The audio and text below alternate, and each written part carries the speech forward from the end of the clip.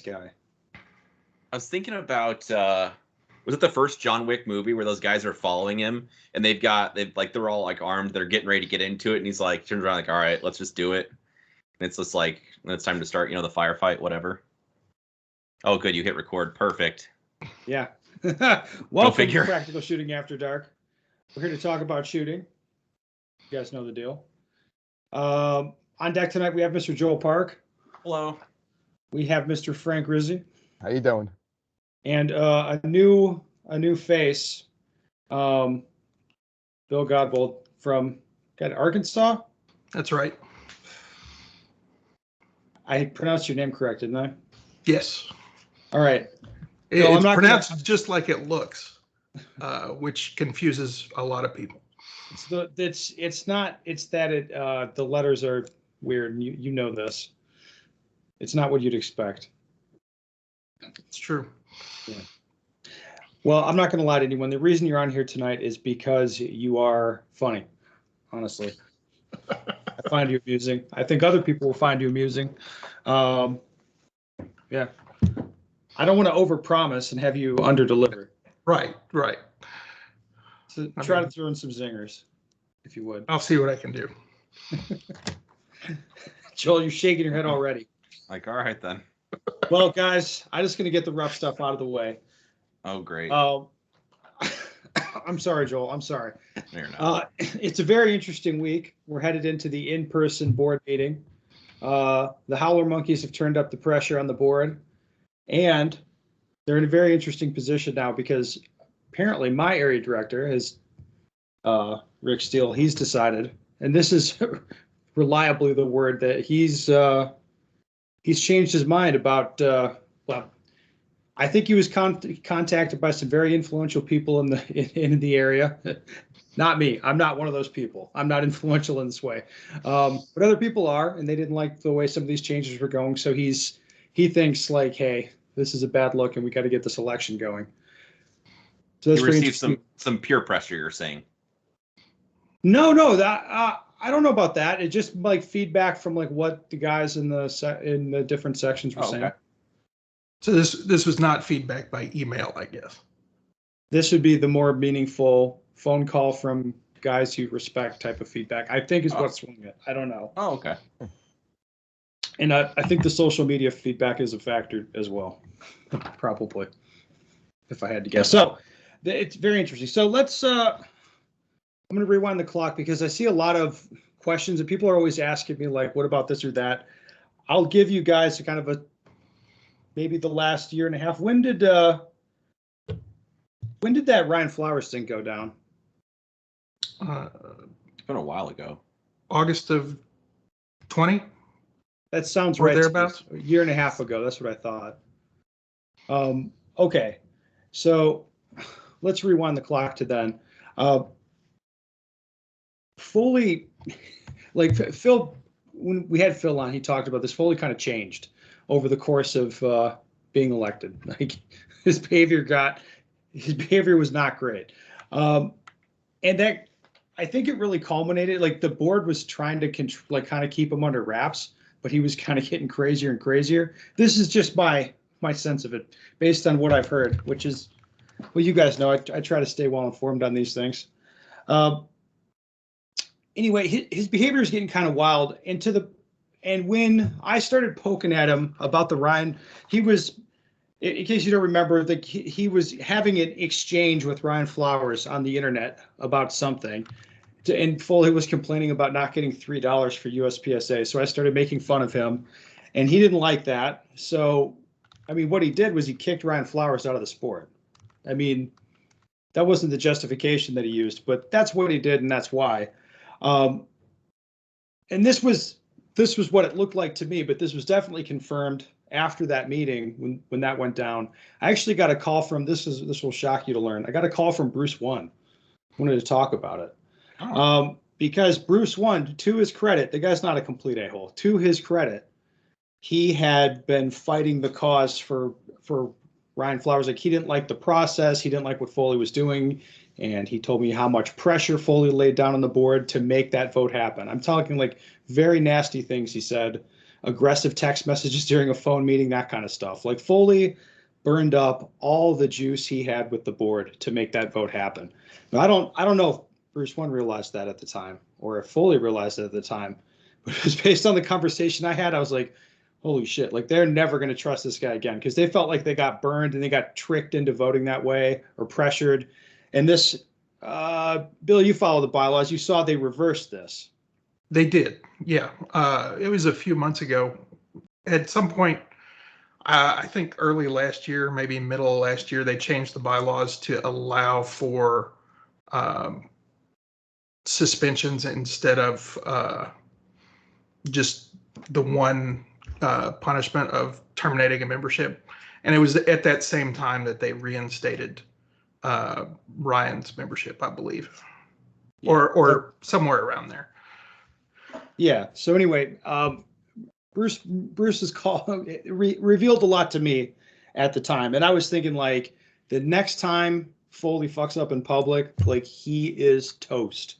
That's what I was thinking because these guys had it, and it wasn't a few months later the Low Cap Nationals incident happened, and then the board said that they were going to do like an official investigation, and I knew Foley was toast. That's why I thought you might remember at the time, Joel, I'm sure you remember this. I came out of the podcast and said repeatedly, I thought they should keep Foley in office because it makes the board look good. Mm-hmm. I mean, that's why. I mean, he was toast. So this kind of put the board in the position of like they knew they were going to have to like take over doing whatever he was doing or put out whatever fires are going on. Like the investigation was just to give them like legal cover to do what they were doing. I mean, obviously, I think the writing was on the wall. So anyway, let's enter Sherwin. So Sherwin was area director for a long time, Joel.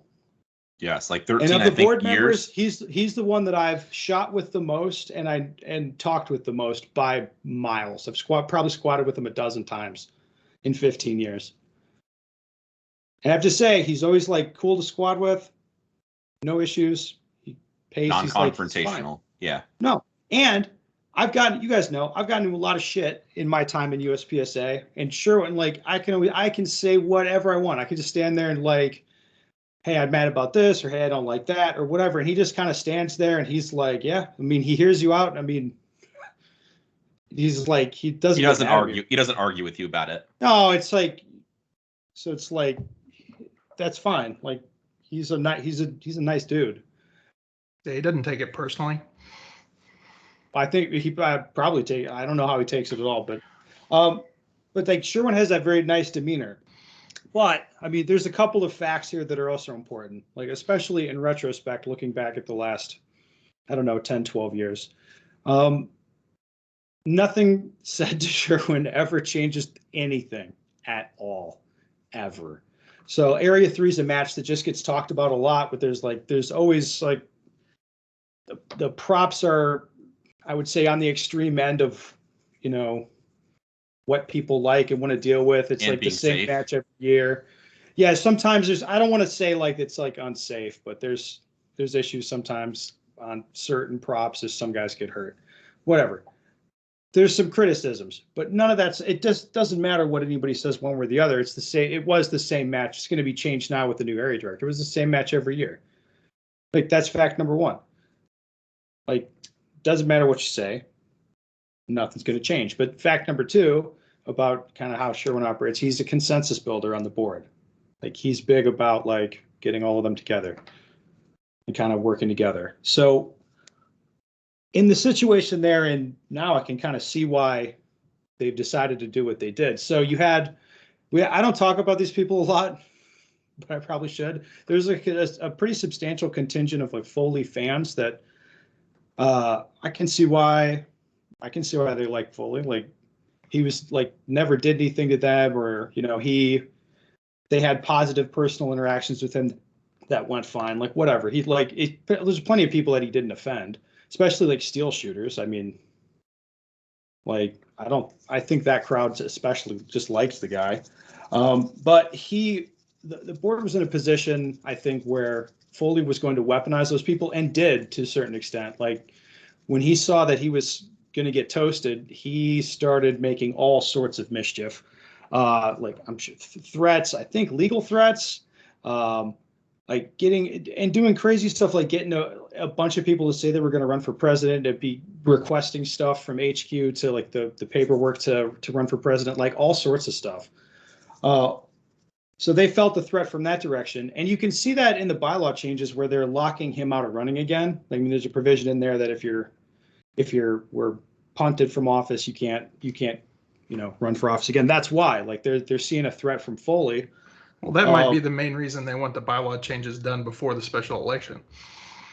I don't think that's the main reason, as we learned from the Bruce 1 memo, we learned that it is not really the case. I think Sherwin, being the type of like kind of consensus builder he is, and I think he's pretty smart, I would suspect that Bruce 1 thought like the battle plan, the Bruce 1 memo, Bruce 1 probably thinks that's his idea. Maybe it was, but probably even better if Sherwin had him think that's his idea. And there's, not all the personalities on the board are on like necessarily, wanted things to go this direction. There's a few personalities driving the bus. I mean, that's what it looks like to me. And the plan, as it appears, was to put up like the pretext of like, hey, we're soliciting the members for feedback, and like we have to talk about it at the in-person meeting.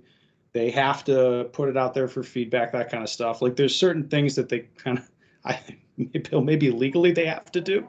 I don't know. Like there's some things they have to do just to make it look right, but that would kind of all be for show. And that would, and there wouldn't be really any way for anybody to mount opposition to stop it. I mean, that's what it looks like to me.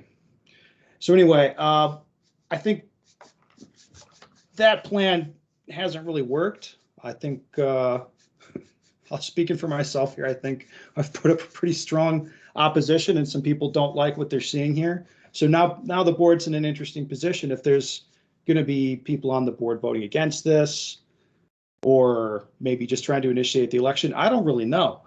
But I think there's a good way here for them to avoid, I don't know, like going through with it at this point, regardless of what it is or what they think it is, how it looks is not good. And it's going to, I would say, alienate a certain percentage of people. Are just going to look at that and be like, what the fuck? And like never look at it the same way again. Never look at the organization the same way again. And it's not a smart thing to do. And I don't know. I think they're talking to each other behind the scenes. I think they're looking maybe for a way out of this. So I hope they find it. Any comments on that? I assume not. I don't think anyone's going to want to touch that shit. Well, I think a good way out of it is, I mean, they've already proposed the bylaw changes. So at this point, there are some bylaw changes in there that I think are actually very good. So what they should do is vote on the bylaw changes individually as opposed to as a whole. This way, at least some of the good stuff that they proposed in there could actually get changed. The proxy voting, the stuff with changing the rules.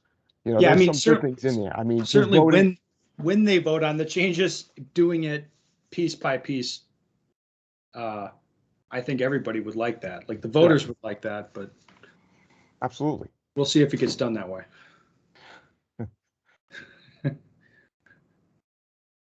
No other comments? Great. You guys have been fun. Anyway, no, look, just wait for the minutes. The minutes from the in-person meeting, I think they're going to be very interesting. Well, they could be. You've seen how some of the minutes are. I mean, some of them have useful information in them, and some of them are like more like an agenda outline where they don't actually go into anything in any detail. Yes. Well. All right. Anyway, Mr. Joel. Yes. What do you want to talk about, sir? I have well, I guess it's a show and tell, but it really doesn't matter. So I have in my hot little hands a 10 folio stock 2, but the special part about it is I've shot it so much the slide's cracked, and I basically can't train with it anymore. How many rounds did you have on that? I don't know. This has been my main training gun. I mean, as long as I've shot 10 folios. I really like this gun. This is a gun that's got that light springy trigger that you like, that shoots those pedo splits. Anyway, the gun's donezo, and I don't know how to get have the resource to get another slide or whatever. So anyway, it's just a dry fire. It's a dedicated dry fire gun. But the trigger on this is like, it's very choice and it's super light. And so if it's gonna be my main dry fire gun, that, Ben, you see your face, that can't be the situation. So this gun with the super nice trigger that I really, really like, I needed to make it heavier. And I normally use a 13-pound Wolf. All else I was a 14. I put that in. I'm like, yeah, this is still way too light. This isn't, I want this heavier than like the guns I'm using in matches. So I put in the factory Tanfoglio hammer spring, which is, I don't know, like 18 or 20 or something. It's like super heavy. The trigger probably, the double action's probably another 5 or 6 pounds heavier. Anyway, I just thought I would see what happens. It's January. I don't really have any consequences for doing stuff that's dumb. And it's actually been kind of interesting training with this gun for the last couple of weeks. It's definitely made me a lot more conscious of grip pressure because the sights move a lot when pressing the trigger with a bad grip. Since the trigger is so heavy, it's maybe, I don't know, 8 pounds double action, something like that. It's smooth, but it's like, it's super heavy. Something, maybe 7. I don't know. It's 7 or 8. It's plenty heavy. So the first week or so of training, I was like pressing the trigger slower in DA because I had to like roll the trigger more, or apply pressure back, because otherwise the sights, would go crazy.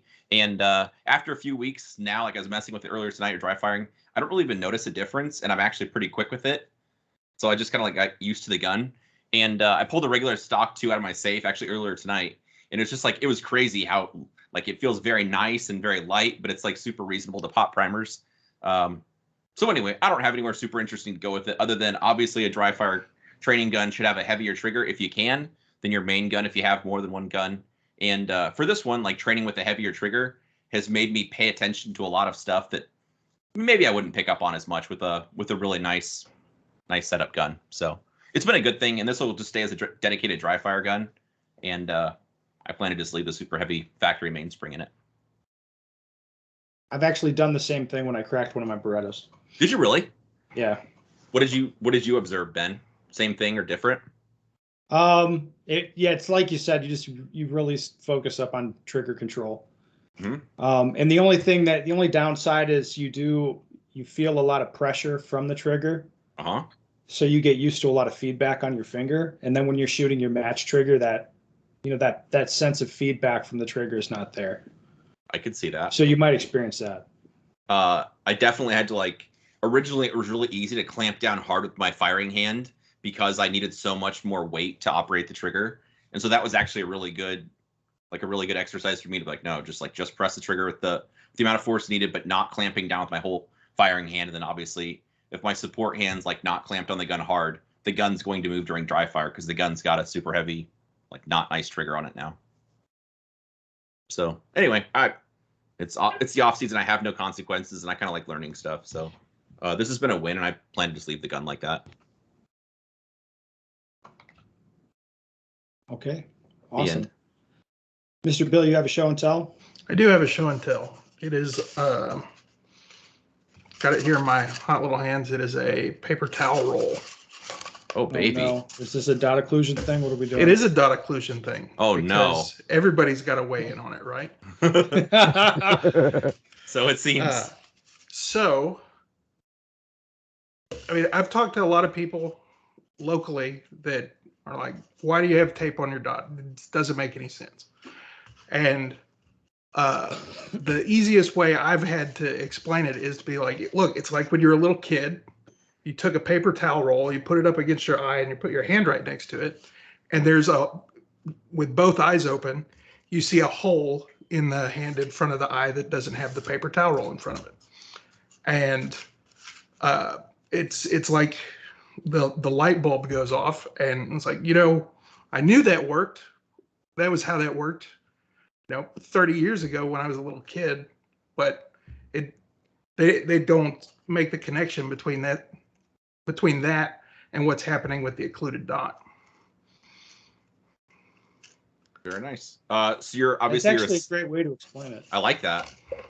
So build it back up. You're a CO guy, and I'm guessing you have your dot occluded normally during training. Well, no, I'm a production guy, and everybody is shooting CO. So I feel you.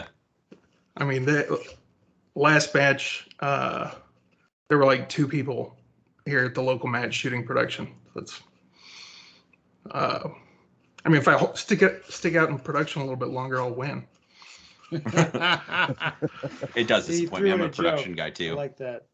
Yeah. That's what we do it, Joel. Mm-hmm. Tell me more. Damn. No, I like that. It's a good way to explain it. So real quick, I'd like to weigh in on that also. Might as well, right? Mhm. So the first time I shot with Ben, he's like, dude, you're following the dot. I'm like, what do you mean? He's like, you're staring at the dot and following the dot from target to target. Stop doing that. And I still didn't get it. Finally, he's like, dude, tape the shit out of that dot. All right. I taped the dot and I found all of a sudden, I'm like, whoa. Talk about a major difference. Now, so I've been dry firing probably for about 2 months with tape on my dot. And now I'm going from point to point, from my eyes are focusing on a specific point on the target, from target to target to target, and the dot just automatically follows, as opposed to watching the dot go from target to target. I mean, it made a huge difference. I even shot a match with it, and all of a sudden, I'm able to call my shots better. I'm able to see the targets better. It's incredible difference. I mean, there's a couple of guys in my club that now put tape on it. I've never taken it off. In the early in the mornings, we have issues with the sun at in some of the bays in our club, and they're like, dude, the dot doesn't get washed out. I could see everything. It's an unbelievable difference. So I'm just telling you, personal experience. I've experienced it for myself. Oh, awesome. I try to explain this to people, and they don't want to get it. Some of the things I heard was, you want to be able to see everything, and that's why they put so much money investing in the glass, and you got a bigger field of view and all this kind of stuff. I'm like, okay, but what good is it if I can't focus on the target and I'm following that dot around? So I don't know. It works for me. Useful training tool. Well, yes, it is. It's what you needed. Not everybody needs it, but you needed it. Yes, It's the absolutely. easiest way for you to get the picture. I didn't get it until I put tape on the dot. That was the other issue. Yeah. Because I can't see myself doing it. Ben picked it up right away. He saw exactly what I was doing, and I still didn't realize it. And I'm trying not to do it, but I was still doing it until I put tape on that dot, and then it totally changed. Ben, what do we always say, Ben? Like, there's nothing new in shooting. You're just saying the same things different ways. Well, I thought this was like something new and interesting, and then I've had a bunch of there was a special forces guy telling me that they did those with like the same type of principle of ACOGs. They did it with whatever for their purposes. No, it was common in rifle. Still very common, yes. And then homeboy Henning Walgren was telling me also, he's a super squad level guy shooting open division, that they were doing it with their red dots back in, it was like 90s, early 90s. So guys from back in the day apparently were doing that too. So it's nothing new. It's been around for a while. But anyway, I'm the same way. It helped me a lot. Yeah, and I got to tell you, it transfers over to a lot of things. My club, we shoot a whole bunch of different disciplines. We shoot NRA rifle silhouette. We shoot Bianchi Cup fallen plate matches. And I shot a NRA silhouette match. And all of a sudden, without even thinking about it, halfway through the match, I realized I'm staring at a speck of paint on the metal animal. Where before, I'm watching the dot sitting there, doing this. Now I'm just focusing on that tiny speck of paint right in the middle of the animal. And I didn't even realize I was doing it till halfway through the match. It was like, holy shit. And I didn't even think about it anymore. How was your score? It went up, actually. I came in second in that match. There you go. When I first started messing around with an LPVO on my carbines, I noticed I was watching, staring at the crosshair also. It seems like it was just easier to do with that. Even when I turn on, the illuminated reticle, it's got a dot in the center. It's very easy for, maybe it's just me or most people, for rifle shooting. It's very easy to, stare at the crosshair as opposed to crosshairs, yes. Look at where you actually want to hit. So I kind of try to, open up my eyes, so to speak, and then just let the dot float where I want it to go, as opposed to staring at the crosshair and trying to move the crosshair to where I want to hit. Yep. All right. Good. Well, let's move on. Mr. Frank, I think you have some club match stuff you want to talk about. Yeah, I have a topic I want to talk about. So it's pretty cold up here in New York. It's in the right now 20s and 30s. Not as cold as where you guys are, but it's nothing. It was 10 degrees here yesterday. It is currently, right now as I sit, it is -6. Yeah. I think it got up to 45 here today. I'm probably very sad about that number. I personally, it could have been higher. Yeah, when I can't feel my hands, I can't shoot. It's not fun. It's not enjoyable. So I don't run any matches when it's real cold out. So basically, we started back up again either March or April. But in the meantime, while this is our off season, some of the things I was thinking about, what makes a good local match that people want to come to? So I started asking some of the guys that I talked to, and I got some interesting answers that I wanted to hear your guys' thoughts on. Yeah. The first one is stage design, which was pretty obvious to me. If you run real crappy stages, standing and shoot, low round count, nobody's going to want to travel an hour and a half, or 2 hours to get home to come to a really low round count match. That's just not interesting. So I noticed since I started doing some bigger stages, mixing them in with, the short courses, some interesting long courses with a lot of multiple options. I actually got feedback from a bunch of the shooters where they said, hey, these stages are really great. We don't have to travel, 2-3 hours to go to some of these other matches if you guys keep running stages like this. So I thought that was interesting. One of the other comments that I got was the way they're treated at the match. So that was interesting. I was like, so what do you mean? Like, well, if I go to a match and the match director or the people doing the sign up, if they're real dicks, I don't want to be there. I don't really want to shoot their match. I mean, if my friends are there, I'll go to, to hang out with them and shoot with my friends. But you know what? If it's not a very inviting atmosphere, I really don't want to be there. I don't want to go shoot that match. I don't care how good it is or how big it is or how well they run it. I just won't go. Yeah, I can't say I blame them. Yeah, me neither. Yeah, I thought that was interesting.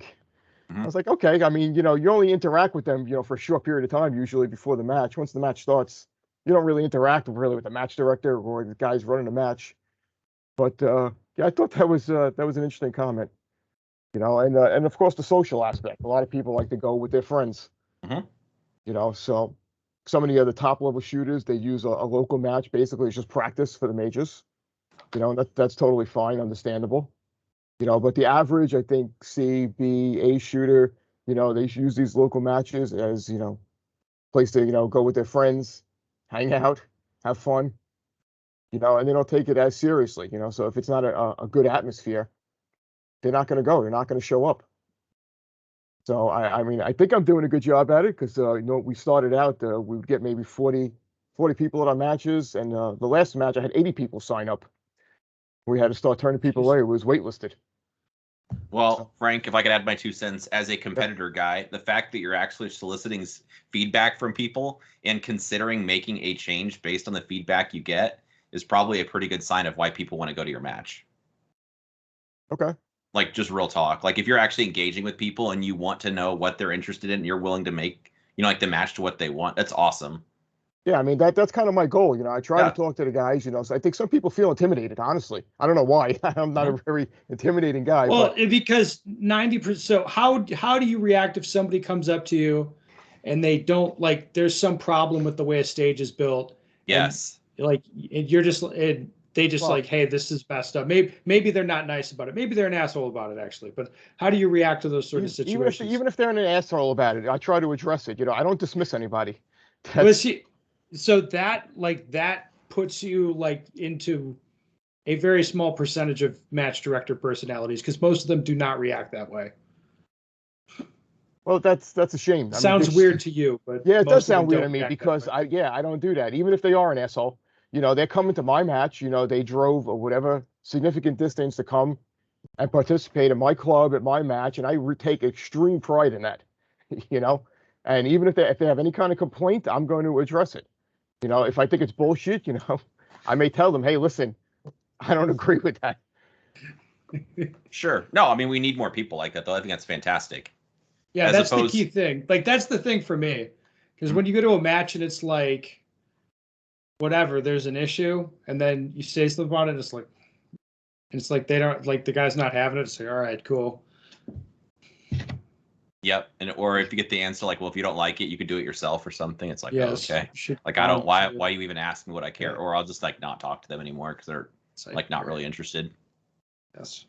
Yeah, that tends to be, I notice, a popular answer. Well, if you don't like it, you could just do it yourself. Yeah. It's a volunteer sport. Yeah, if you don't like it, volunteer more. Be careful what you wish for, guys. The problem, I shouldn't say anything. The problem was that my What I'm somebody seeing on the actually internet, took there's them up people on it. volunteering to be area directors left and right. Yeah.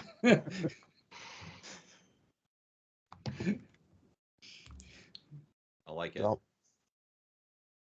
Yeah. All right. Well, guys, this was a cracker of a podcast. I do thank you all for coming on. And Incredible. it was incredible. Bill delivered in terms of the funnies. But, listeners, if you have a question you'd like the answer to, go to bensturger.com. Send me your questions. We always like to answer them.